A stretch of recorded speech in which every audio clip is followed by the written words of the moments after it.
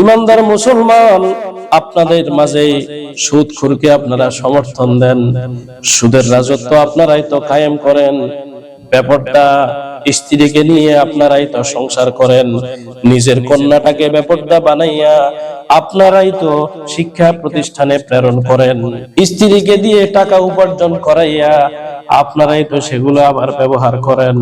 আল্লাহ তাআলা বলেন, ফাকাদ কাযাবু বিল হাক্কি লাম্মা জাআহুম, যখনই সত্য এসেছে তারা সব সময় সত্যটাকে অস্বীকার করেছে। ফাসাউফা ইয়াতিহিম আম্বাউ, ওই সংবাদটা অবশ্যই তাদের কাছে আসবে কিছুদিন পরেই। মা কানু বিহি ইস্তাজিউন, যে সন্দিহান বিষয় নিয়ে তারা ঠাট্টা মশকারি করত। আমরা বলি কিয়ামত আসবে, ওরা হাসে। আমরা বলি আল্লাহ তাআলার বিপদ আপদ গজব আসবে, ওরা হাসি ঠাট্টা করে।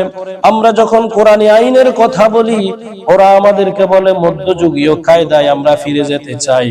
ইমানদার মুসলমান, কলিজা ক্ষত হয়ে গেছে, গলার মধ্যে দড়ি লেগে গেছে, এমন কোন গাছ ছিল না যেখানে ওলামায়ে কেরামদেরকে ঝুলানো হয় নাই। এমনি এমনি হাজার লক্ষ পিস কোরআনকে ব্রিটিশ সরকার পোড়াইয়া দেয় নাই।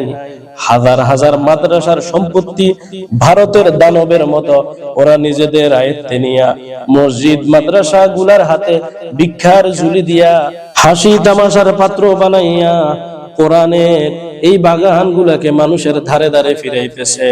আলা লানাতুল্লাহি আলা যালিমিন, আল্লাহর লানত তাদের উপর অবিরত পড়তে থাকবে। ফা আহলাকনাহুম বিযুনুবিহিম ওয়া আনশা'না মিন বাদিহিম করনান আখারিন।